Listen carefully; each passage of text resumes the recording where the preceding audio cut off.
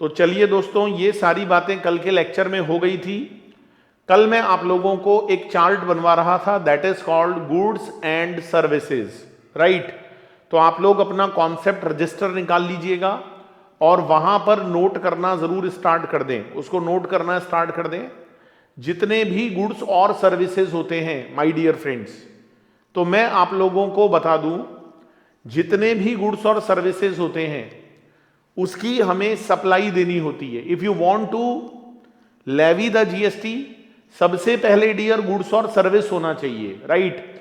जब तक गुड्स और सर्विस नहीं होगा तो आप उस पर जीएसटी नहीं लगा सकते। तो पहली इंपॉर्टेंट बात है दोस्तों, गुड्स और सर्विस का होना बहुत जरूरी है, ठीक है। फिर आप उस गुड्स और सर्विस की क्या दोगे, सप्लाई दोगे, ठीक है। तो वो जो सप्लाई है डियर, इस पर एक कंप्लीट लेक्चर आप लोगों को मेरी तरफ से देखने को मिलेगा। कंप्लीट लेक्चर आपको मेरी तरफ से देखने को मिलेगा, राइट। अच्छा, उस सप्लाई पर हम क्या लगाएंगे, जीएसटी लगाएंगे। वो जो सप्लाई होती है उसके ऊपर हम जीएसटी लगाएंगे। अच्छा, यहां पर दोस्तों दो तरह के ट्रांजेक्शन्स होते हैं। The first one is called intra and the second one is called inter. तो इंट्रा का मतलब होता है डियर, जो ट्रांजेक्शन आप विद इन अ स्टेट करते हो, जो ट्रांजेक्शन आप विद इन अ यूटी करते हो, उसको हम इंट्रा ट्रांजेक्शन बोलते हैं। जब भी आप कोई ट्रांजेक्शन इंट्रा करोगे तो उसके ऊपर लगाया जाएगा सीजीएसटी प्लस एसजीएसटी। मैंने कुछ आप लोगों को कल गोल्डन स्टेटमेंट बताए थे, मैंने आप लोगों को कल कुछ गोल्डन स्टेटमेंट बताए थे, और वही सारे जो गोल्डन स्टेटमेंट हैं, वही सारे जो गोल्डन स्टेटमेंट है माय डियर फ्रेंड्स, वो सारे गोल्डन स्टेटमेंट्स कल मैंने आप लोगों को जो बताए थे, मैंने कहा था आप एक अलग पेज पर उसको नोट डाउन कर लेना, उसको लिख लेना, क्योंकि वो पूरे जीएसटी में आपके काम आने वाले हैं। आपको पूरे जीएसटी में वो चीजें काम देने वाली है, राइट। तो मैंने एक बात बोली थी डियर, मैंने कहा था अपनी लैंग्वेज में लिख लेना, मैंने बोला था कि जब भी जीएसटी लगेगा, रेवेन्यू दोनों गवर्नमेंट्स को इक्वल रेशो में मिलेगा। अगर 9% सीजीएसटी है तो दोस्तों 9% एसजीएसटी लगेगा, राइट। तो जब भी जीएसटी लगता है रेवेन्यू बराबर बराबर लगता है, इक्वल रेशो में लगता है। और एक और गोल्डन स्टेटमेंट मैंने आपको कल की क्लास में बताया था। क्या बताया था मैंने ये बताया था भैया, अगर आपका ट्रांजैक्शन यूटी के अंदर हो रहा है, यूटी, अगर आपका ट्रांजैक्शन यूटी के अंदर हो रहा है, यूनियन टेरिटरी के अंदर हो रहा है, राइट। तो जब आपका ट्रांजैक्शन यूटी के अंदर होता है ना, यूनियन टेरिटरी के अंदर होता है, तो वहां पर सीजीएसटी प्लस यूटी जीएसटी लगता है। वहां पर अगर आप देखोगे तो सीजीएसटी और यूटी जीएसटी लगता है, राइट। और मैं आप लोगों को बता दूं, जो यूटी जीएसटी होता है उसे ऑलवेज आप लोगों को एसजीएसटी के बराबर मानना चाहिए। UT GST is always equal to SGST. इसका लॉजिक भी बताया था कल मैंने क्लास में। मैंने आपको यह बताया था कि भाई देखो, अच्छा दोस्तों, ये बेसिक क्लासेस अगर आपको समझ में आ रही है तो मैं आपको गारंटी देता हूं कि आपको आगे जीएसटी में कोई प्रॉब्लम नहीं आने वाली। बस आप पूरी शिद्दत और मेहनत के साथ पढ़िए, मैं आपको गारंटी देता हूं दोस्त, आपको कोई दिक्कत नहीं आएगी। तो अगर हमारा ट्रांजैक्शन इंट्रा होता है, इंट्रा, तो हम उसके ऊपर सीजीएसटी भी लगाएंगे, हम उसके ऊपर एस और यूटी जीएसटी भी लगाएंगे। सीजीएसटी का जो पैसा है वो सेंट्रल गवर्नमेंट के पास जाएगा। जो सीजीएसटी का पैसा है वो सेंट्रल गवर्नमेंट के पास जाएगा, और एसजीएसटी का जो पैसा है वो स्टेट गवर्नमेंट के पास जाएगा। Am I right? Yes sir. तो अगर सीजीएसटी लगाया जा रहा है तो that goes to central government, वो पैसा जो है वो सेंट्रल गवर्नमेंट के पास जाता है, पक्की बात है। और वहां पर जो लॉ होता है, वहां पर जो कानून होता है, उसको हम बोलते हैं सीजीएसटी एक्ट 2017, उसे हम सीजीएसटी एक्ट 2017 बोलते हैं, राइट। और वहां पर सेक्शन 1 से लेकर और 174 आर देयर, सेक्शन 1 से लेकर 174 तक के सेक्शंस होते हैं। और पूरे इंडिया में दोस्तों, पूरे इंडिया में ये जो सीजीएसटी है ना, इसका केवल सिंगल एक्ट है, मैं आपको बता दूं। पूरे इंडिया में सीजीएसटी का एक सिंगल एक्ट है, राइट। दूसरी तरफ लगाया जाता है दोस्तों SGST, ठीक है। इसके लिए भी हमारे देश में SGST एक्ट पास किया हुआ है। और मैं बता दूं माय डियर फ्रेंड्स, जितने सेक्शन आप लोग CGST एक्ट में पढ़ते हो उतने के उतने सिमिलर सेक्शन आप लोगों को SGST एक्ट में देखने को मिलते हैं, राइट। उतने के उतने, जितना CGST में लगेगा उतना का उतना SGST में मिलेगा आपको। लाइन टू लाइन मिला लो, वर्ड टू वर्ड मिला लो, no difference my dear friends, no difference, कोई भी डिफरेंस नहीं है। CGST में और SGST में कोई डिफरेंस नहीं है। बस आप ये समझ लो जी, नाम का फर्क है, बस नाम का फर्क है। CGST में और SGST में नाम का फर्क है, मैं आप लोगों को बता दूं। और सेक्शन 1 से लेकर और 174 sections are there, only one act. और SGST की अगर हम बात करें तो वहां पर 31 एक्ट बने हुए हैं, 31 कानून वहां पर पास किए गए हैं।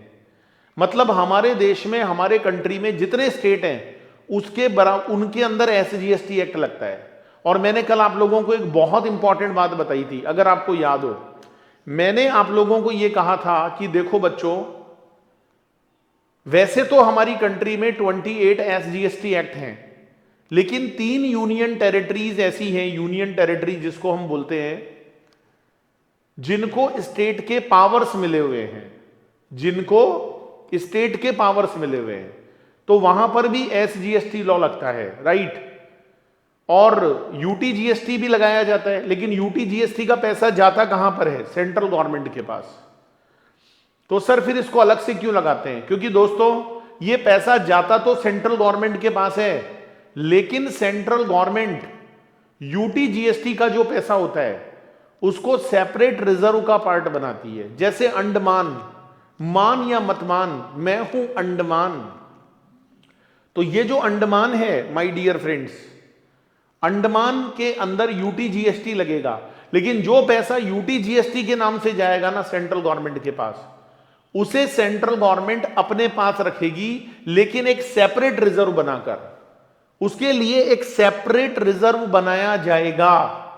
और वो जो सेपरेट रिजर्व होगा वो सेंट्रल गवर्नमेंट के जो है बेसिकली पास होगा, लेकिन सेंट्रल गवर्नमेंट उसको अपने कॉमन फंड का पार्ट नहीं बनाएगी, राइट। तो ये सारी बातें डियर मैंने कल आप लोगों को समझाई थी। और इंट्रा ट्रांजैक्शन कल हमारा हो गया था, राइट। आज मैं आप लोगों को इंटर ट्रांजैक्शंस के बारे में बताऊंगा। तो आप अपना कॉन्सेप्ट रजिस्टर निकाल लो और इंटर ट्रांजैक्शंस के बारे में लिखना स्टार्ट करो। देखो, जब भी इंटर ट्रांजैक्शन होता है तो वहां पर कौन सा टैक्स लगाया जाता है? तो मैं बता दूं दोस्तों, वहां पर लगाया जाता है IGST। जब जब इंटर ट्रांजैक्शंस होते हैं, जब इंटर ट्रांजैक्शंस होते हैं, जब इंटर ट्रांजैक्शंस होते हैं, तो माय डियर फ्रेंड्स उसके ऊपर लगाया जाता है IGST। क्या लगाया जाता है दोस्तों? IGST लगाया जाता है। तो जब जब इंटर ट्रांजैक्शन होंगे तब तब IGST लगाया जाएगा, राइट। और ये जो IGST होता है ना, it is payable to central government. बताओ दोस्तों, IGST का पैसा किसके पास जाता है? सेंट्रल गवर्नमेंट के पास जाता है। अच्छा एक बात बताऊं डियर, IGST किसके बराबर होता है? IGST कुछ नहीं है जी, ये C और S के टोटल के बराबर होता है। जैसे सपोज करो अगर CGST 9% है और SGST भी 9% है, तो दोनों को मिलाकर जो IGST लगेगा वो हमारा 18% हो जाएगा, 18% हो जाएगा, राइट। तो ये जो IGST होता है ना माय डियर फ्रेंड्स, ये आपका C और SGST के टोटल के बराबर होता है, ये उन दोनों के टोटल के बराबर होता है। लेकिन मैं आप लोगों को एक बात बता दूं, ये पैसा पूरा का पूरा एक बार सेंट्रल गवर्नमेंट के पास जाएगा। अच्छा दोस्तों, मुझे कमेंट करके बताइए, प्लीज मुझे कमेंट करके बताइए कि क्या ये पूरा का पूरा पैसा सेंट्रल गवर्नमेंट को मिलना चाहिए? सर आपने तो स्टार्टिंग में ये कहा था कि जब जब जीएसटी लगेगा रेवेन्यू दोनों गवर्नमेंट्स को इक्वल इक्वल मिलेगा, आपने तो ऐसा कहा था, अब ये ऐसे कैसे? तो डियर मैं आप लोगों को बता दूं ऐसा नहीं होता है माय डियर फ्रेंड्स। ये पूरा का पूरा पैसा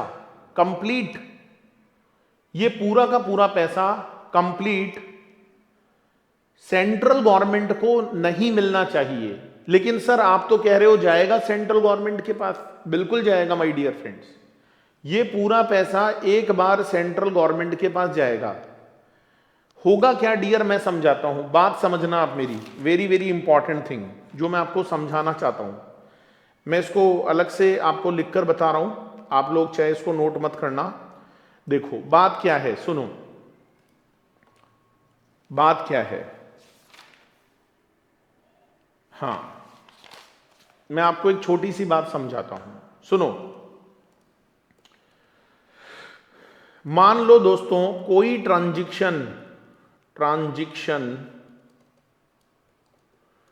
ट्रांजैक्शन अगर दो डिफरेंट स्टेट्स के बीच में होता है, दो डिफरेंट स्टेट्स के बीच में, राइट, जैसे राजस्थान महाराष्ट्र के बीच में होता है, या आप ऐसे बोल सकते हो कि दो डिफरेंट यूटीज के बीच में होता है, दो डिफरेंट यूटीज के बीच में, जैसे यूनियन टेरिटरीज होती है, अंडमान है ना, मान या मत मान, मैं हूं अंडमान। तो अगर कोई ट्रांजैक्शन अंडमान और लक्षद्वीप के बीच में होगा तो it is between two different UTs, right. ऐसा भी हो सकता है कि वन स्टेट और वन यूटी के बीच में ट्रांजैक्शन हो रहा हो, एक स्टेट और एक यूटी के बीच में ट्रांजैक्शन हो रहा हो। और दोस्तों it may also be possible कि ट्रांजैक्शन दो कंट्रीज के बीच में हो रहा हो। तो अगर दो अलग अलग स्टेट के बीच में ट्रांजैक्शन होता है, अगर दो यूटी के बीच में ट्रांजैक्शन होता है, अगर वन स्टेट और वन यूटी के बीच में ट्रांजैक्शन होता है, या दो कंट्रीज के बीच में ट्रांजैक्शन होता है, तो आप इस ट्रांजैक्शन को बोलते हो इंटर। क्या बोलते हो दोस्तों? इंटर बोलते हो। That is called inter transaction. और my dear friends, inter transactions पर लगाया जाता है क्या? इंटर ट्रांजैक्शंस पर लगाया जाता है क्या? आईजीएसटी लगाया जाता है। ये जो इंटर ट्रांजैक्शन होते हैं इनके ऊपर आईजीएसटी लगाया जाता है, इनके ऊपर आईजीएसटी लगाया जाता है। अब मेरी बात सुनना डियर, सपोज करो राजस्थान से कोई गुड्स गुजरात जा रहा है। देखो मैं आपके पूरे बेसिक कॉन्सेप्ट क्लियर करूंगा, हमें केवल रटने के लिए नहीं पढ़ना है, हमको जीएसटी के लॉ को समझना है। We should understand what is GST. If the goods are moving from Rajasthan to Gujarat, right, अगर आपका सामान राजस्थान से गुजरात जा रहा है, राजस्थान से कहां जा रहा है भाई? गुजरात जा रहा है, तो ऐसे ट्रांजैक्शन को हम क्या बोलते हैं? ऐसे ट्रांजैक्शन को हम बोलते हैं इंटर ट्रांजैक्शन। ये जो ट्रांजैक्शन होता है दोस्तों, that is called inter transaction. ये इंटर ट्रांजैक्शन होता है और इसके ऊपर लगाया जाता है आईजीएसटी। दोस्तों इसके ऊपर आईजीएसटी लगाया जाता है, राइट, इसके ऊपर आईजीएसटी लगाया जाता है, दैट इज इंटर ट्रांजैक्शन। अब सपोज करो सीजीएसटी 9 है और एसजीएसटी भी 9 है, तो आईजीएसटी किसके बराबर लगाया जाएगा? 18% के बराबर। अब मैंने क्या बोला कि ये आईजीएसटी का पैसा पूरा का पूरा, ओ माय गॉड, पूरा का पूरा सेंट्रल गवर्नमेंट के पास जाएगा, है ना। तो गवर्नमेंट सेंट्रल के पास क्यों जा रहा है सर? ऐसा करो ना, अच्छा एक बात बताओ यार, इसमें क्या सारा पैसा सेंट्रल गवर्नमेंट का है? नो। क्या ये पूरा रेवेन्यू सेंट्रल गवर्नमेंट का है? नो। इसमें कुछ शेयर स्टेट गवर्नमेंट का भी है ना, इसमें कुछ शेयर स्टेट गवर्नमेंट का भी है। क्या मैं सही बोल रहा हूं डियर? अरे भाई कमेंट तो कर दो कम से कम, चुपचाप बैठे हैं, ऐसे नहीं कि सर को बता तो दें। कि हाँ हम भाई बिल्कुल सुन रहे हैं, सो तो नहीं गए सब लोग। मुझे बताओ क्या ये पूरा का पूरा 18% सेंट्रल गवर्नमेंट को मिलना चाहिए? नहीं मिलना चाहिए ना। इसमें से 9% सेंट्रल को मिलना चाहिए, लेकिन 9% किसको मिलना चाहिए? स्टेट को मिलना चाहिए। अब कंफ्यूजिंग ये है कि कौन से स्टेट को मिले, राजस्थान को मिले या गुजरात को मिले। That is a very very big confusion. किसको मिले भाई, राजस्थान को मिले या गुजरात को मिले? तो मैं आप लोगों को बता दूं, यहां पर जो आप लोगों को हमेशा ध्यान रखना है, डेस्टिनेशन बेस प्रिंसिपल। दोस्तों जीएसटी के अंदर डेस्टिनेशन बेस प्रिंसिपल लगाया जाता है। कौन सा प्रिंसिपल लगाया जाता है भाई? Destination base principle. तो यहां पर आप लोगों को डेस्टिनेशन बेस प्रिंसिपल लगाना पड़ेगा। Destination base principle. तो ये जो हमारा डेस्टिनेशन बेस प्रिंसिपल है ना, वो आपको यहां पर लगाना पड़ेगा। इज इट क्लियर और नॉट? यस सर, हमें ये बात बहुत जोर से समझ में आ गई। अब डेस्टिनेशन का मतलब ये होता है कि आपका सामान अगर राजस्थान से कहां जा रहा है, गुजरात जा रहा है, तो रेवेन्यू राजस्थान को नहीं मिलेगा, गुजरात को मिलेगा। What is destination? गुजरात। और बात भी सही है डियर, पहले हमारी कंट्री में ओरिजिन प्रिंसिपल लगता था। ओरिजिन मतलब जहां से गुड्स का मूवमेंट शुरू हुआ है, लेकिन वो गलत कॉन्सेप्ट था। डेस्टिनेशन बेस होना चाहिए, जहां पर गुड्स को जाना है। दोस्तों मुझे बताओ, कंज्यूमर गुजरात में बैठा है तो बर्डन किस पर आएगा? गुजरात पर आएगा, क्योंकि फाइनली जो बर्डन है वो तो कंज्यूमर पर शिफ्ट होता है। तो अगर मान लो गुजरात में फाइनल कंज्यूमर है, राजस्थान में बिजनेसमैन है, उसने माल गुजरात बेचा और वो गुड्स गुजरात के अंदर कंज्यूम हो जाता है। क्या हो जाता है भैया? वो गुड्स हमारा गुजरात के अंदर कंज्यूम हो जाता है। वो गुड्स हमारा गुजरात के अंदर कंज्यूम हो जाता है।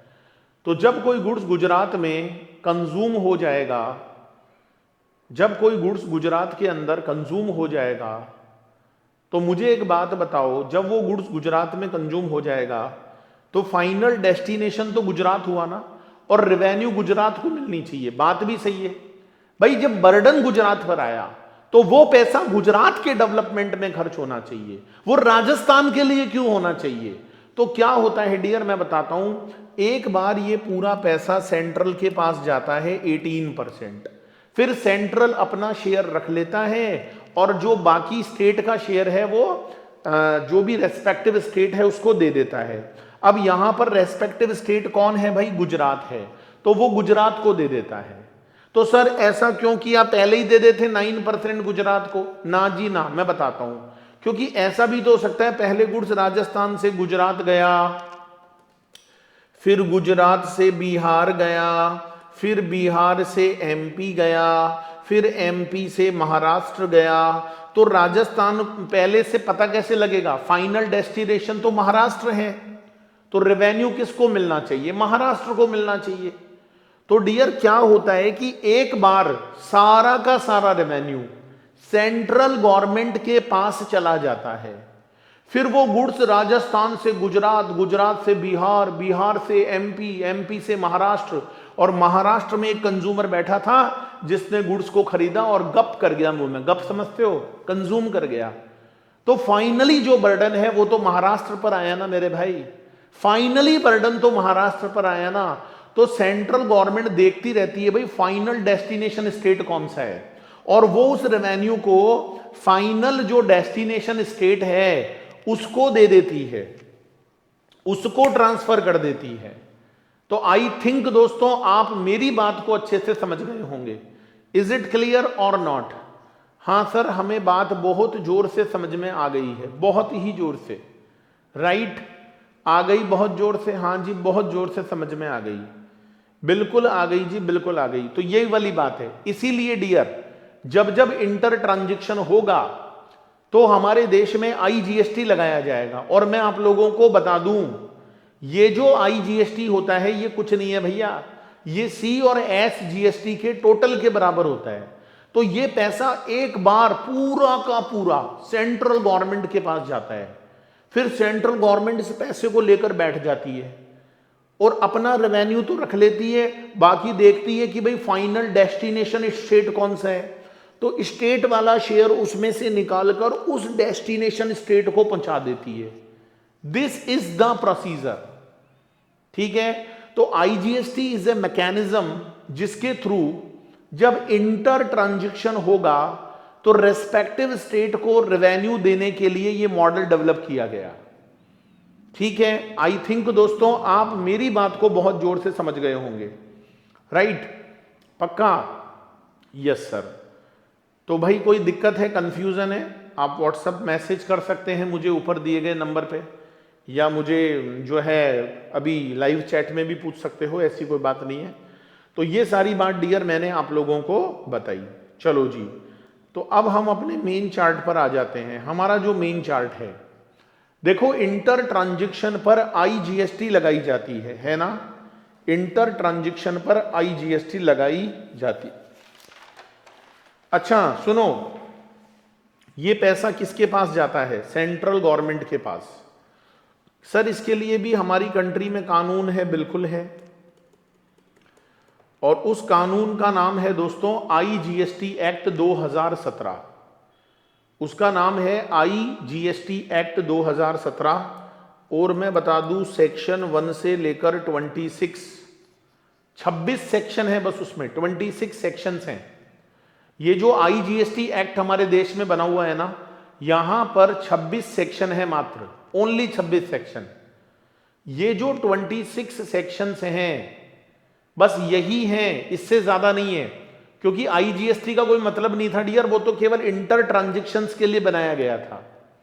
और आपके कोर्स में जितने भी हैं भैया वो मैं आपको रेलिवेंट जगह पर पूरा लिखाकर चलूंगा, don't worry about that. Quality से अपन समझौता नहीं करेंगे भैया, मेरी तरफ से डियर जो जो कॉन्सेप्ट है मैं पूरे नोट करवाऊंगा आप लोगों को, एक एक चीज पढ़ाकर छोड़ूंगा, मैं ऐसे छोड़ूंगा नहीं आपको। बस दोस्तों मुझे कमेंट करके बता दो आपको सारी बात समझ में आ रही है क्या भाई, मुझे कमेंट करके बता दो ताकि मुझे तसल्ली हो जाए, हाँ भाई आपको मेरी सारी बात समझ में आ गई। और आपको समझ में आ जाए ना डियर, इससे बड़ी चीज मेरे लिए कुछ नहीं हो सकती, पक्की बात है, राइट? चलो इसके बाद ये तो कल मैंने बनवा ही दिया था भाई, इंडिया में 28 स्टेट होते हैं, 8 यूटी होते हैं, और ये जो 28 स्टेट हैं डियर ये तो फुल फ्लैश स्टेट हैं। 8 में से भी 3 यूटी ऐसे हैं जिन्हें कुछ पावर स्टेट के मिले हुए हैं। बस आप कमेंट करके बता दो तो मुझे बहुत अच्छा लगेगा डियर, राइट? ओके जी। इसके बाद दोस्तों नीचे एक छोटी सी चीज लिख लो अपने कॉन्सेप्ट रजिस्टर में, जीएसटी काउंसिल, जीएसटी काउंसिल। अब ये नाम बहुत आता है डियर, जब आप लोग पढ़ोगे ना जीएसटी को तो उसमें जीएसटी काउंसिल का नाम बहुत आएगा, राइट? जीएसटी काउंसिल का नाम बहुत आएगा। अच्छा ये काउंसिल क्या होती है भैया? ये सेंट्रल और स्टेट का एक तरह से आप कह सकते हो मिक्स होता है, क्योंकि माय डियर फ्रेंड्स जीएसटी के अंदर जो भी डिसीजंस लिए जाते हैं वो अकेले ना तो सेंट्रल गवर्नमेंट लेती है और ना ही अकेले स्टेट गवर्नमेंट लेती है। ये काम भैया अकेले अकेले का नहीं है, ये काम, ये डिसीजन पूरी काउंसिल को लेना पड़ता है। ये जो डिसीजन होता है दोस्त ये काउंसिल को लेना पड़ता है, सेंट्रल और स्टेट को मिलाकर लेना पड़ता है, राइट? तो जीएसटी काउंसिल का काम है ये काम जीएसटी काउंसिल का है। आई थिंक आप मेरी बात को समझ गए होंगे, राइट? चलिए जी बहुत बढ़िया। तो जो भी डिसीजन होगा वो काउंसिल लेगी, जो हमारी फाइनेंस मिनिस्टर हैं अभी वो काउंसिल की प्रेसिडेंट होती है, हर स्टेट के फाइनेंस मिनिस्टर उसमें मेंबर्स होते हैं, काउंसिल का टाइम टू टाइम मीटिंग होता है, जो भी डिसीजन है वो काउंसिल लेती है, काउंसिल अपने डिसीजंस गवर्नमेंट के पास भेजती है, फिर गवर्नमेंट नोटिफिकेशन निकालकर जीएसटी में क्या करती है? चेंज करती है, राइट? आई बात समझ में? हाँ सर बहुत जोर से आई।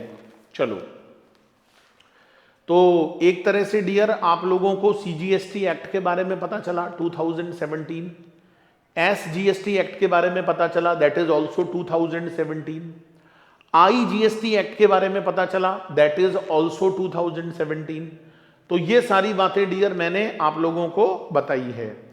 इसके बाद दोस्तों जो नेक्स्ट पॉइंट मैं आप लोगों को बताने वाला हूं that is called GST compensation act 2017। GST compensation act 2017 हमारे देश में डियर एक जीएसटी कॉम्पनसेशन एक्ट बना हुआ है 2017। ये जो जीएसटी कॉम्पनसेशन एक्ट है 2017, इसके पीछे क्या लॉजिक है ये भी मैं आप लोगों को बता देता हूं। राइट, बता दो सर, बिल्कुल बता दो। बहुत ही छोटा सा एक्ट है दोस्तों, अगर आप कमेंट करेंगे, वीडियो को लाइक करेंगे तो मुझे बहुत अच्छा लगेगा। राइट, क्योंकि आपका जो वीडियो, आपका जो लाइक होता है ना, वो मुझे बहुत मोटिवेट करता है। तो आप एक छोटा सा हेडिंग लिख लो, जीएसटी कॉम्पनसेशन एक्ट 2017। छोटा सा है, वेरी वेरी स्मॉल, और इतना स्मॉल है कि मैं क्या बताऊं यार, सेक्शन 1 से लेकर 14, बस इतना छोटा सा एक्ट है ये, बहुत छोटा है, बहुत बहुत बहुत ही छोटा, सेक्शन 1 से लेकर 14। Right, very small. अब आप कहोगे सर ये क्यों बनाया कॉम्पनसेशन एक्ट 2017? बताता हूं दोस्तों। हमारी कंट्री में जब जीएसटी कानून आया, जीएसटी का लॉ आया, उससे पहले क्या होता था सुनो। बिफोर जीएसटी हमारी कंट्री में सीएसटी लगाया जाता था, जीएसटी नहीं, सीएसटी। ये सीएसटी क्या होता है भाई? ये सीएसटी क्या चीज होती है? Central sales tax. सीएसटी का मतलब होता है central sales tax, central sales tax. अब सपोज करो आपका गुड्स राजस्थान से गुजरात जा रहा है, राजस्थान से Gujarat, so it is called inter transaction. तो यहां पर लगेगा सीएसटी, सेंट्रल सेल्स टैक्स। ये पहले लगा करता था। अच्छा, इसका नाम सेंट्रल था, लेकिन सेंट्रल गवर्नमेंट ने स्टेट को दे रखा था। सेंट्रल गवर्नमेंट बोलती थी भाई मेरे पास इनकम टैक्स है, मेरे पास एक्साइज है, मेरे पास कस्टम है, स्टेट तुम्हारे पास क्या है? तो स्टेट बोलता था भाई मेरे पास ले दे के मां नहीं, वैट है। वैट मतलब लोकल सेल टैक्स। तो गवर्नमेंट सेंट्रल ने बोला भाई ऐसे करो, सीएसटी भी तुम रख लो। लेकिन उस समय क्या होता था डियर, जब सीएसटी लगाया जाता था तो सीएसटी डेस्टिनेशन स्टेट को नहीं मिलता था, ओरिजिन स्टेट को मिलता था। जैसे मतलब अगर आपका गुड्स राजस्थान से गुजरात जा रहा है तो ये जो सीएसटी लगाया जाएगा ये राजस्थान की सरकार को मिलेगा, जहां से गुड्स का मूवमेंट स्टार्ट हुआ है, जहां से गुड्स का मूवमेंट स्टार्ट हुआ है उस राज्य को मिलेगा, उस स्टेट को मिलेगा। तो ये रेवेन्यू राजस्थान को मिलता था। लेकिन प्रॉब्लम यह है डियर कि बर्डन तो गुजरात पर आया, और एक इनपुट टैक्स क्रेडिट वाला चक्कर है डियर, जिसको अपन आईटीसी बोलते हैं, इनपुट टैक्स क्रेडिट। पढ़ाऊंगा अभी मैं आप लोगों को जीएसटी में, डोंट वरी। उसमें बड़ी दिक्कत आती थी। तो उसमें क्या हुआ डियर कि ये जो ओरिजिन प्रिंसिपल था इसको खत्म कर दिया, इसको खत्म कर दिया डियर। और जीएसटी आने के बाद हमारी कंट्री में ओरिजिन की जगह डेस्टिनेशन प्रिंसिपल आ गया। अब हमारी कंट्री में जीएसटी लगता है डियर, सीएसटी खत्म हो गया, वैट खत्म हो गया, उसकी जगह अब हमारी कंट्री में जीएसटी लगता है। और मैं बता दूं डियर, ये जो जीएसटी का पैसा होता है अब ये ओरिजिन प्रिंसिपल के बेस पर नहीं लगाया जाता, अब ये पैसा डेस्टिनेशन प्रिंसिपल के बेसिस पर लगता है। अब राजस्थान को रेवेन्यू नहीं मिलेगा, गुजरात को मिलेगा, क्योंकि डेस्टिनेशन गुजरात है। और अगर माल गुजरात से बिहार चला जावे, बिहार से मध्य प्रदेश और मध्य प्रदेश से महाराष्ट्र, और फाइनल कंज्यूमर कहां बैठा है? महाराष्ट्र में बैठा है। तो ये जो जीएसटी का पैसा होगा ना मेरे दोस्त, वो महाराष्ट्र की सरकार को मिलेगा।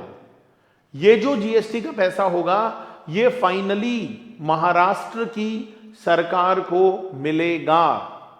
आई थिंक दोस्तों आप मेरी बात को समझ गए होंगे। तो अब हमारी कंट्री में जब भी जीएसटी लगाया जाता है, अब हमारी कंट्री में जब भी जीएसटी लगाया जाता है तो वो डेस्टिनेशन प्रिंसिपल के बेसिस पर लगाया जाता है। जो फाइनल डेस्टिनेशन होगा, जो भी फाइनल डेस्टिनेशन होगा उसके बेसिस पर लगाया जाएगा। तो फाइनल डेस्टिनेशन यहां पर कौन है भाई? फाइनल डेस्टिनेशन यहां पर महाराष्ट्र है, तो महाराष्ट्र की सरकार को रेवेन्यू मिलेगा। ये जो रेवेन्यू मिलेगा ये महाराष्ट्र की सरकार को मिलेगा। इज इट क्लियर और नॉट? बोलो भैया, बात समझ में आई या नहीं आई? Is it clear? आपको क्लियर है ये पॉइंट? हाँ सर, हमें ये पॉइंट क्लियर है।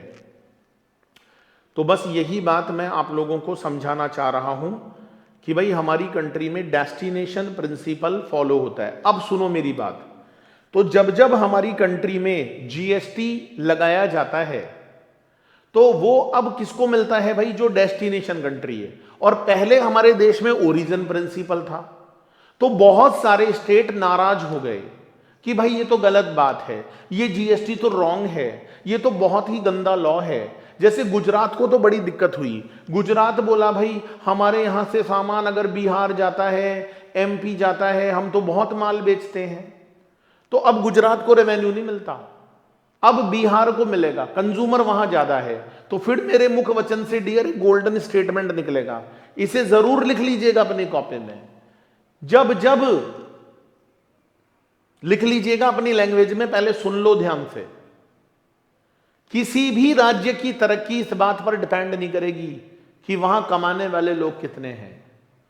किसी भी राज्य, किसी भी स्टेट का जो डेवलपमेंट होता है डियर, वो इस बात पर डिपेंड नहीं करेगा कि वहां कमाने वाले लोग कितने हैं, वो इस बात पर डिपेंड करेगा कि वहां पर खाने वाले लोग कितने हैं।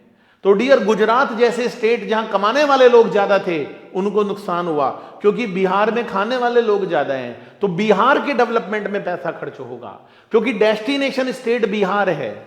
और बात भी सही है यार, जब जनता, जो बिहार की जनता है, उसको अगर बर्डन बियर करना पड़ रहा है तो वो रेवेन्यू बिहार के लिए खर्च होना चाहिए। तो डियर गुजरात और ऐसे कई स्टेट नाराज हो गए जी, जीएसटी बिल्कुल रॉन्ग है। अब सेंट्रल गवर्नमेंट तो भाई जीएसटी लेकर आना चाहती थी, तो सेंट्रल गवर्नमेंट ने स्टेट को मनाया, मान जाओ मान जाओ। स्टेट बोले जी कैसे मान जाए, हमारे को तो बहुत नुकसान है इससे, हमारे को तो बहुत ज्यादा लॉस हो रहा है। कि अच्छा हाँ, तो सेंट्रल गवर्नमेंट ने कहा भाई जिस जिस स्टेट को इस लॉ के आने के बाद नुकसान हो रहा है, लॉस हो रहा है, वो लॉस हम पे करेंगे, है ना। सेंट्रल बोली हम पे करेंगे, हम स्टेट को देंगे वो नुकसान। अच्छा तो कैसे दोगे, क्या दोगे? तो डियर इसके लिए हमारी कंट्री में एक अलग से लॉ पास किया गया, और उस लॉ का नाम है जीएसटी कॉम्पनसेशन एक्ट। कि जिस जिस स्टेट को जीएसटी आने के बाद लॉस हुआ है, तो वो लॉस कैसे कैलकुलेट होगा, उसका पेमेंट कैसे होगा, ये सारी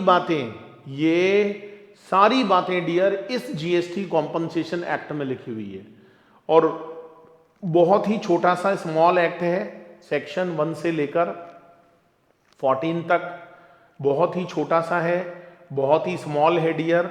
आई थिंक आप लोगों को समझ में आ गया होगा, राइट? आप लोगों को अच्छे से समझ में आ गया होगा। Is it clear? हाँ जी बिल्कुल क्लियर है। स्मॉल, छोटा सा चैप्टर है, स्मॉल, वेरी स्मॉल। चलिए इसके बाद एक चीज और नोट कर लो भाई, दी constitution amendment, the constitution amendment act 2016, the constitution amendment act 2016, right. और ये हमारा सेक्शन 1 से लेकर 20 तक के सेक्शन कवर करता है, 1 से लेकर 20। बहुत ही छोटा सा स्मॉल एक्ट है my dear friend. The constitution amendment act 2016, 2016, the constitution amendment act 2016, section 1 से लेकर 20 बहुत ही छोटा सा एक्ट है दोस्तों। और एक बात बताऊं, 2017 में जितने भी एक्ट पास हुए हैं, 2017 में जितने भी एक्ट पास हुए हैं, उस एक्ट को पास होने के पीछे जो सबसे बड़ा रीजन था वो था दोस्तों the constitution amendment act 2016। The constitution amendment act 2016 अगर ये नहीं आया होता तो मैं आपको सच बता रहा हूं दोस्तों, 2017 के अंदर कोई भी कानून, कोई भी लॉ पास नहीं हो पाता। ये 2016 में जो कॉन्स्टिट्यूशन में अमेंडमेंट हुआ, इसके बाद ही 2017 में जीएसटी का रास्ता साफ हुआ। और मैं बता दूं डियर, हमारे देश का जो कॉन्स्टिट्यूशन है ये कई बार चेंज हुआ है, इसमें कई बार अमेंडमेंट हुए हैं। और ये जो कॉन्स्टिट्यूशनल अमेंडमेंट एक्ट है 2016, इसमें सेक्शन 1 से लेकर 20 तक के सेक्शंस हैं, वेरी स्मॉल। क्या क्या चेंज हुए हैं भाई, जरा इसको भी डिवाइड कर लो 3 पार्ट्स में। पहला लिख लो, न्यू पावर जेनरेट। ये जो कॉन्स्टिट्यूशन अमेंडमेंट एक्ट है ये क्यों लाया गया डियर, बताता हूं। न्यू पावर को जनरेट किया गया। दूसरा पॉइंट लिखो, पावर्स एलिमिनेट। एक तो नई पावर्स को जनरेट किया गया, एक कुछ पावर्स को एलिमिनेट किया गया, है ना। और तीसरा रीजन है भैया क्लैरिफिकेशंस। तीसरा जो रीजन है वो है हमारा क्लैरिफिकेशंस। तो ये जो कॉन्स्टिट्यूशनल अमेंडमेंट एक्ट है 2016, सेक्शन 1 से लेकर और 20 तक के सेक्शन हैं इसमें हमने नई पावर्स को जनरेट करना सीखा, हमने कुछ पावर्स को यहां एलिमिनेट करना सीखा, हमने यहां पर क्लैरिफिकेशन, हम कुछ क्लैरिफिकेशन लेकर आए। क्योंकि दोस्तों जीएसटी आने से पहले क्या था कि सेंट्रल गवर्नमेंट के पावर्स अलग थे। एक्साइज कौन लगाएगी, central government, it is a matter of union list, ठीक है। सर्विस टैक्स कौन लगाएगी, central government, because it is a matter of union list, okay. Sale tax कौन लगाएगा, that is a matter of state list. The power is exclusively given to the state governments. तो constitutional amendment act 2016 को आने के पीछे जो logic था वो क्या था दोस्तों, वो ये था कि जो पहले से पुरानी पावर्स हैं उनको हटाया जाए और एक ऐसा लॉ जिसमें दोनों गवर्नमेंट्स को बराबर रेवेन्यू मिले। अब कोई फर्क नहीं पड़ता दोस्तों, अब कोई फर्क नहीं पड़ता कि भाई एक्साइज लग रही है या वैट लग रहा है, no, the common name is GST, the revenue is given to both.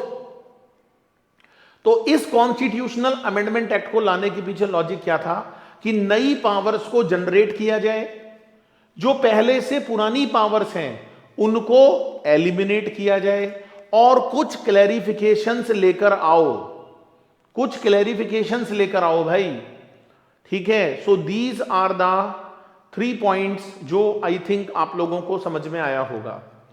तो सेक्शन 1 से लेकर 20, राइट। तो ये सारी बात है भाई जो आप लोगों को यहां क्लियर हो जानी चाहिए, यस। तो ये कॉन्स्टिट्यूशनल अमेंडमेंट एक्ट है, इसमें से वैसे बहुत कम आता है आपके एग्जाम में, लेकिन जस्ट नॉलेज मैं आप लोगों को यहां पर बताकर चल रहा हूं, ओके। इसके बाद में एक छोटी सी बात लिख लेना भाई, एक छोटा सा नोट लिख लेना। क्या है ये नोट, लिख लो, रजिस्ट्रेशन हमेशा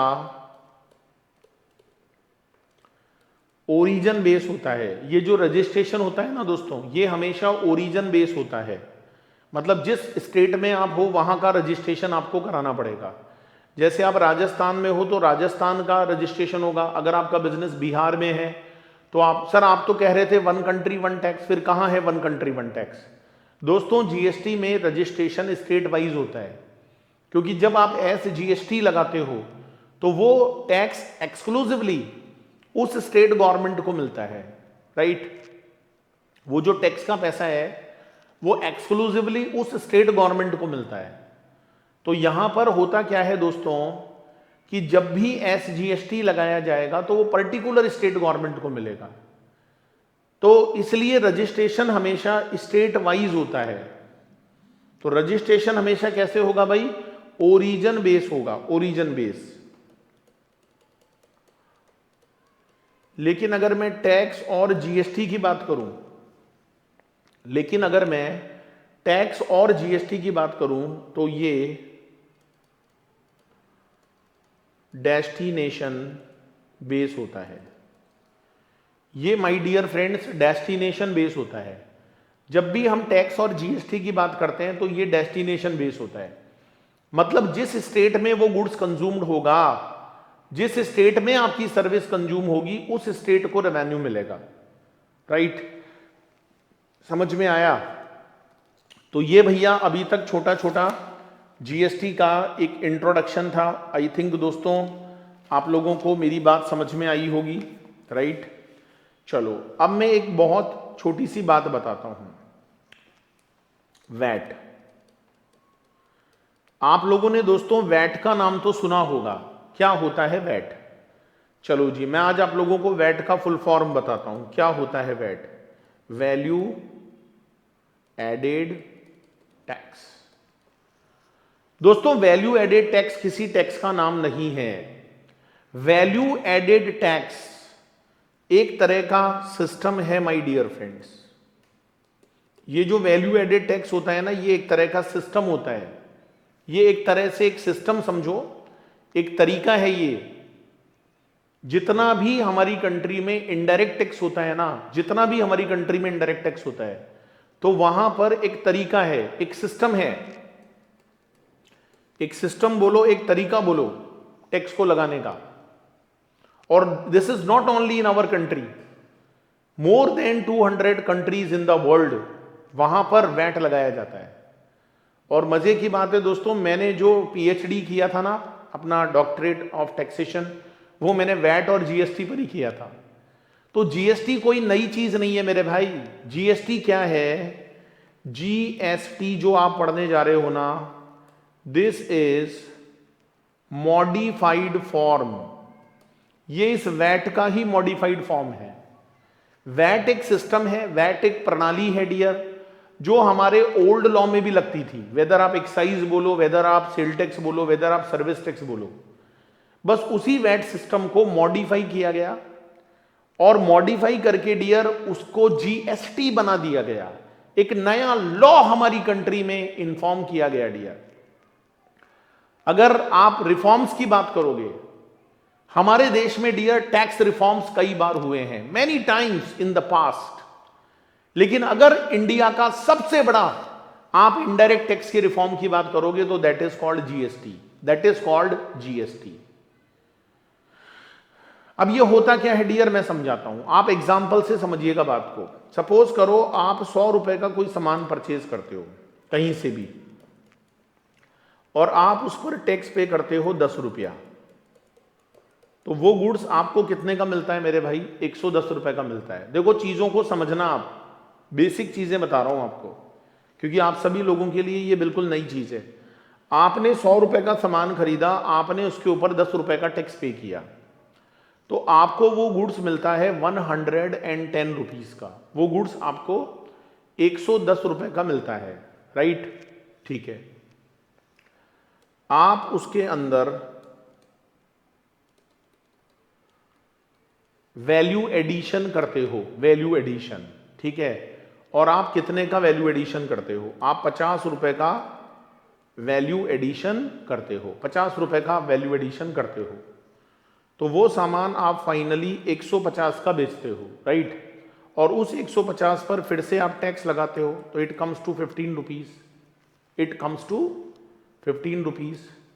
ये भी आपका जो है 15 रुपया निकल कर आता है। ठीक है? तो आपने ये सामान 165 का बेचा, मतलब आपने 150 पर टैक्स लगाया, and that comes to 15 rupees. तो आप इसको 165 के अंदर आगे सप्लाई करोगे। तो माय डियर फ्रेंड्स, आपने पहले परचेज पर कितना टैक्स दिया भाई? 10 रुपया दिया।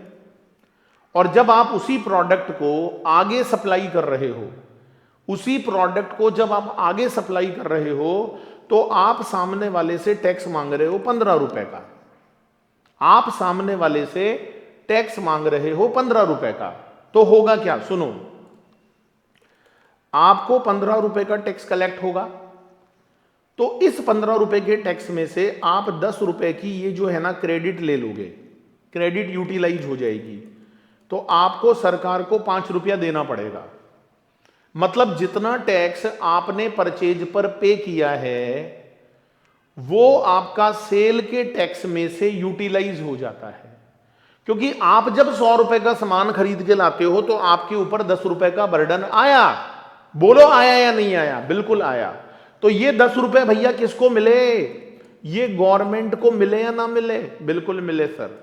फिर आप इसी सामान को जब आगे 150 में बेचोगे, जैसे सपोज करो मैं मिस्टर ए की बात कर रहा हूं, तो ए ने 100 रुपए का सामान खरीदा तो 10 रुपए का बर्डन ए पर आया। फिर ए उसमें वैल्यू एडिशन करता है। वैल्यू एडिशन का मतलब होता है there are some expenditure, there are some profit margin, और मिस्टर ए इस सामान को, इस गुड्स को 150 रुपए में आगे बेचता है, राइट। तो वो 150 पर फिर टैक्स लगाता है, तो ये 15 रुपए आता है। तो मिस्टर ए को 15 रुपए का टैक्स कलेक्ट होता है, और उसमें से मिस्टर ए ने जो 10 रुपए का टैक्स दिया है, जो बर्डन मिस्टर ए पर आया है, वो उसको यूटिलाइज कर लेता है, और 5 रुपए गवर्नमेंट को पे कर दिए जाते हैं। तो मिस्टर ए गवर्नमेंट को कितने पैसे जमा कराएगा? मिस्टर ए गवर्नमेंट को 5 रुपए जमा कराएगा। अच्छा मुझे बताओ दोस्तों, गवर्नमेंट के पास कितना पैसा पहुंच गया? 15 रुपए पहुंच गए भैया गवर्नमेंट के पास। समझो मेरी बात को, समझो। यहां पर गवर्नमेंट के पास 15 रुपए पहुंच गए। अब सपोज करो ए ये सामान किसको बेच रहा है? बी को बेच रहा है। ए ने ये गुड्स बी को बेचा भैया 150 रुपए में, राइट। अब बी भी वैल्यू एडिशन करेगा, और सपोज करो वो 100 रुपए का करेगा, और वो इस सामान को आगे 250 में बेचेगा। तो सोचो डियर, जब बी ने गुड्स परचेज किया होगा तो बी के ऊपर बर्डन आया होगा 15 रुपए का, और जब वैल्यू एडिशन हुआ 100 रुपए का, तो 250 पर फिर से टैक्स लगा होगा, दैट इज कॉल्ड 25 रुपीज। मान लो 10% रेट है, 10% रेट है, तो ये बेचेगा 275 का। तो बी क्या करेगा भाई? बी को 25 रुपीज का टैक्स कलेक्ट हुआ सेल के ऊपर, लेकिन बी ने पहले कितना बर्डन बियर किया? 15 रुपए का। तो वो 15 रुपए को वहां पर क्रेडिट ले लेगा। इसको बोलते हैं क्रेडिट लेना। जब आप सेल के टैक्स में से परचेज का टैक्स माइनस करते हो, दैट इज कॉल्ड क्रेडिट लेना। आपने 15 रुपए की क्रेडिट ले ली, तो आपको गवर्नमेंट को 10 रुपीज देने पड़ेंगे। अच्छा बोलो, गवर्नमेंट को 25 रुपए मिले। कैसे मिले दोस्तों? जब आप पहली बार 10 रुपए टैक्स दिए थे तो वो गवर्नमेंट के पास पहुंच गए होंगे, फिर ए ने आगे माल बेचा होगा तो 5 रुपए फिर दिया गवर्नमेंट को, फिर आगे बी ने माल बेचा तो फिर 10 रुपए दिया। तो अगर आप इन सब चीजों का टोटल करते हो तो दैट इज कॉल्ड 25 रुपीज। तो दोस्तों गवर्नमेंट के पास 25 रुपीज यहां पर पहुंच जाते हैं। ओहो, यहां पर गवर्नमेंट के पास 25 रुपया पहुंच जाता है। और फाइनली दोस्तों, फाइनल जो कंज्यूमर होता है ना, फाइनल कंज्यूमर, उसको ये गुड्स मिलता है 275 रुपीज का। फाइनली कंज्यूमर को ये माल 275 रुपए का मिलता है। तो जो फाइनल बर्डन आएगा ना वो 25 रुपए का आएगा। 25 रुपए का यहां पर फाइनली बर्डन आएगा। तो इसको बोलते हैं वैल्यू एडेड टैक्स। मतलब जितने का आपने वैल्यू एडिशन किया उसी पे टैक्स लगना चाहिए। जैसे यहां ए ने 50 रुपए वैल्यू एडिशन किया तो देख लो 50 का 10% 5 रुपया होता है। यहां पर बी ने 100 रुपीज का वैल्यू एडिशन किया तो 100 पर जब आप 10% लगाओगे तो 10 रुपया होता है। तो ये जो सिस्टम था डियर, ये हमारी कंट्री में पहले भी था, आज भी है, पुराने लॉ में भी था, नए लॉ में भी है, पहले एक्साइज में भी था, पहले सर्विस टैक्स में भी था, पहले सेल टैक्स में भी था, और यही सिस्टम दोस्तों आज हमारी कंट्री में जीएसटी के अंदर भी है, लेकिन डिफरेंस क्या है, इसको थोड़ा गवर्नमेंट ने और मॉडिफाई कर दिया। ठीक है। अच्छा दोस्तों, अगर हमें क्रेडिट नहीं मिलेगी, सपोज करो हमको क्रेडिट नहीं मिलती, तो क्या होता? अगर ये सिस्टम हमारी कंट्री में नहीं होता तो हम 100 रुपए का माल लाएंगे 10 रुपए, तो हमें ये गुड्स मिलेगा 110 का। हम इसमें 50 रुपए वैल्यू एडिशन करेंगे। अच्छा सपोज करो हमें 10 रुपीज की क्रेडिट नहीं मिलने वाली, हमें 10 रुपए की क्रेडिट नहीं मिलने वाली, तो हम इसकी जो प्राइस रखेंगे वो हम तो 160 रखेंगे भाई, और जब हम 160 पर टैक्स लगाएंगे तो वो 16 रुपए आएगा, वो 16 रुपए आएगा भाई। जब आप 160 पर 10% लगाओगे तो वो तो हमारा 16 रुपया निकल कर आएगा। तो इससे क्या होगा भैया, टैक्स पर टैक्स लगेगा। फिर आप 106, क्योंकि क्रेडिट नहीं मिलेगी ना। अच्छा जब क्रेडिट नहीं मिलती है तो बिजनेसमैन अपनी पॉकेट से बियर नहीं करेगा, बिजनेसमैन कहेगा जी मेरे लिए सामान की कॉस्ट 100 रुपए नहीं है, मैंने 10 रुपए का टैक्स दिया है, मेरे लिए सामान की कॉस्ट 110 है, क्योंकि आप मुझे क्रेडिट नहीं दे रहे। फिर 110 में 50 जोड़ोगे तो सेलिंग प्राइस होगी 160, 160 पर 10% लगेगा 16 रुपया। तो देखो दोस्तों, यहां 15 रुपए था, यहां 16 रुपए हो गया। इसको बोलते हैं टैक्स ऑन टैक्स। ये कहलाता है my dear friends tax on tax. मतलब you can say cascading effect. दोस्तों ये हमारा कैस्केडिंग इफेक्ट है, टैक्स पर टैक्स लग जाता है, टैक्स पर टैक्स लग जाता है, राइट। ओके। अब सपोज करो फिर से 100 रुपए का वैल्यू एडिशन हुआ, अब फिर से क्रेडिट नहीं मिलेगा तो सामान की प्राइस होगी 260 होगी, 260 नहीं बल्कि सॉरी ये 176 कॉस्ट होगी, क्योंकि 16 रुपए का क्रेडिट नहीं मिलेगा तो प्राइस होगी 276। फिर इस पे 10% लगेगा 27.6। तो ये होता है डियर कैस्केडिंग इफेक्ट। तो जब हमारी कंट्री में वैट सिस्टम नहीं था तो डियर कैस्केडिंग इफेक्ट होता था, टैक्स पर टैक्स लगता था। हिंदी में बोलते हैं कुंदकीय प्रभाव। ओ माय गॉड, बड़ा टिपिकल वर्ड है कुंदकीय प्रभाव। तो जब से वैट सिस्टम आया डियर, कुंदकीय प्रभाव खत्म हो गया। अब आपको आसानी से इजीली क्रेडिट मिल जाती है, कोई प्रॉब्लम नहीं होती, कोई इशू नहीं होता my dear friends. I think दोस्तों आप मेरी बात को समझ गए होंगे। तो कल मैं आप लोगों को इस पर एक एग्जाम्पल करवाऊंगा और जीएसटी आने के बाद क्या चेंज आया है ये भी बताऊंगा। तो कैस्केडिंग इफेक्ट का मतलब समझे आप, टैक्स ऑन टैक्स। तो जब से हमारी कंट्री में वैट सिस्टम निकल कर आया भैया, टैक्स पर टैक्स लगना बंद हो गया, कैस्केडिंग इफेक्ट एक तरह से निल हो गया दोस्तों। आई थिंक आप मेरी बात को बहुत अच्छे से समझ रहे होंगे। वेदर यस और नो, यस सर हमें बात समझ में आ गई, राइट। इज इट क्लियर और नॉट? बोलो जी बोलो। हाँ सर हमें बात समझ में आ गई आपकी, बिल्कुल आ गई जी, बिल्कुल आ गई। तो चलो दोस्तों आज इसको यहीं तक करते हैं, बाकी मैं आपको नेक्स्ट क्लास में बताऊंगा। वीडियो अच्छा लगता है लाइक शेयर जरूर कर दीजिएगा बाकी स्टूडेंट्स के साथ, और चैनल पर बने रहिए दोस्तों। मेरी तरफ से आप लोगों को बहुत सारे न्यू अपडेट इस चैनल पर मिलते रहेंगे। Thank you so much for watching this video, thank you so much.